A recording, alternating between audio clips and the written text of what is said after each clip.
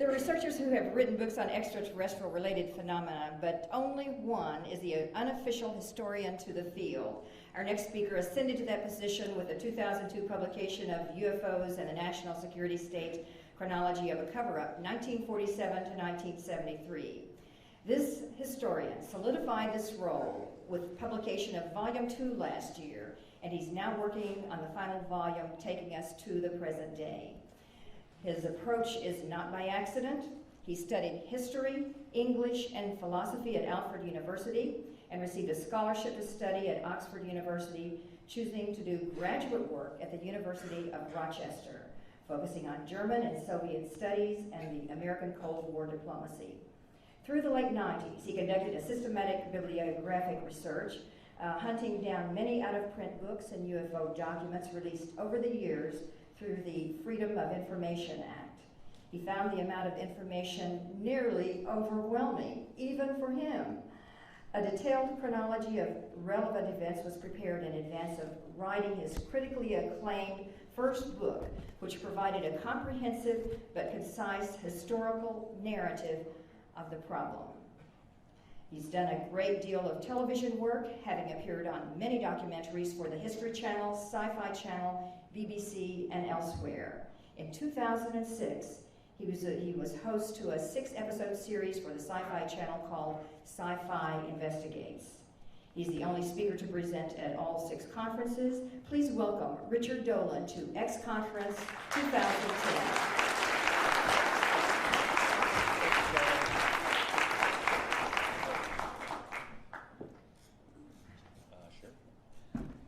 Thank you for your patience today.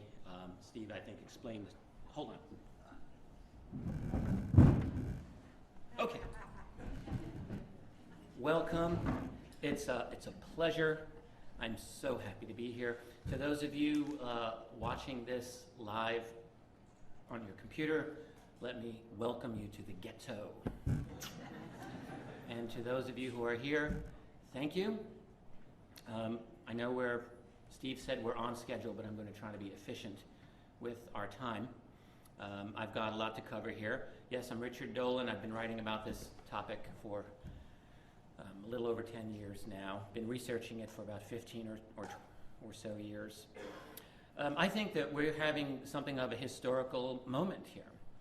There have been press conferences on the UFO topic here at the National Press Club in the past, but this is the first conference on this topic that I know of that's ever been here. And I think we should recognize that. And I also agree with Stephen that the fact that we're attempting this live streaming, this is just the beginning. I think this is going to be the advanced guard of many, many more such attempts. And I'm looking forward to seeing how that all plays out. The topic that I want to cover with you today is the UFO cover-up, its history, its end, and beyond. So in a sense, it's looking back and it's looking ahead. Let's get started.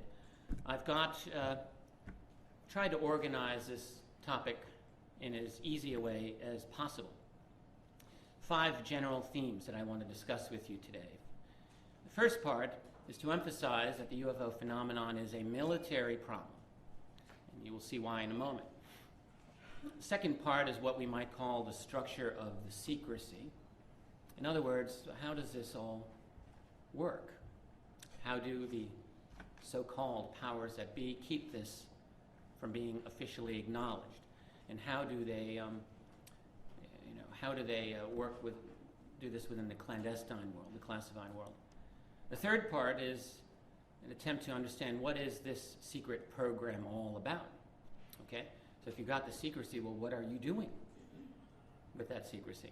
And the fourth part is a concept that I've introduced in my most recent book. I call it a breakaway civilization.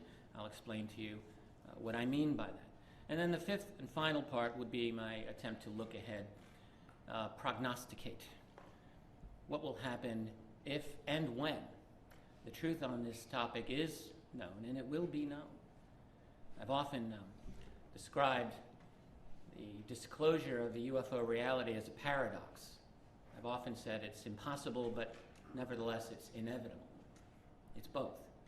It is impossible because those groups and individuals who know this secret and who really are read into the program have no incentive, none that I see, for wanting this information out. And nevertheless, not them, not anybody is going to have the power to stop it. History is moving much too fast, and I will make that argument in a little more detail.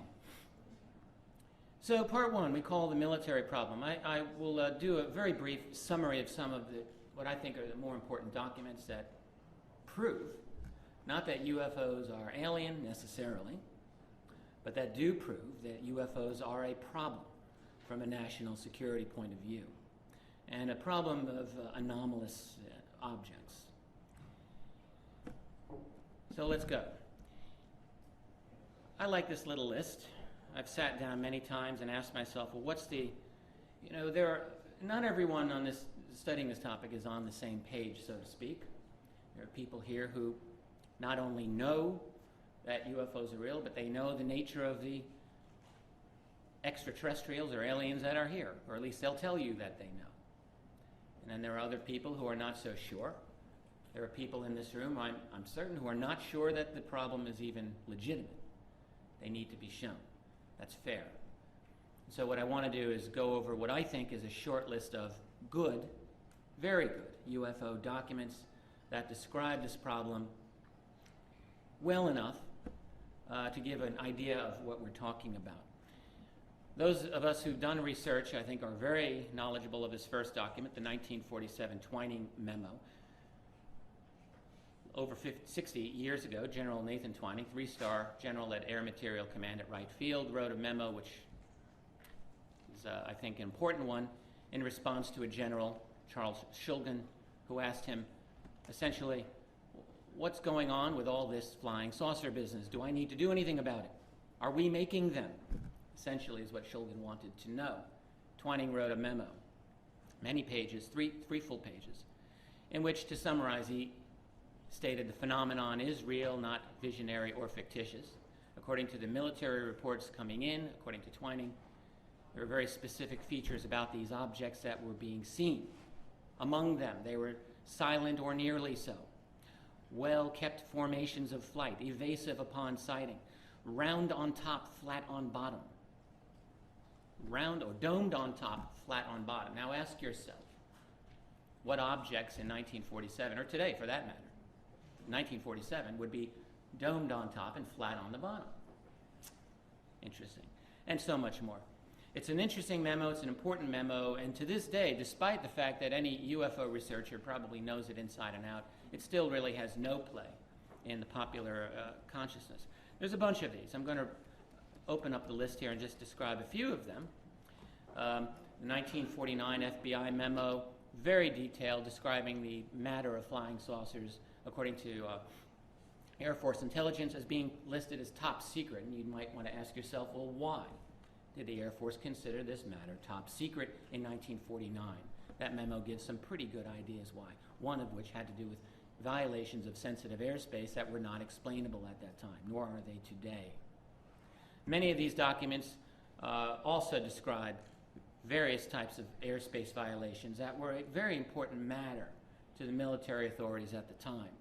One of the most important of these documents, I would say, is the 1952 memo to the director of the CIA, Walter Bedell Smith, by his director of scientific intelligence, H. Marshall Chadwell, in which Chadwell, this is in December of 1952, after a lot had happened in this nation regarding the UFO problem, Chadwell said to his director,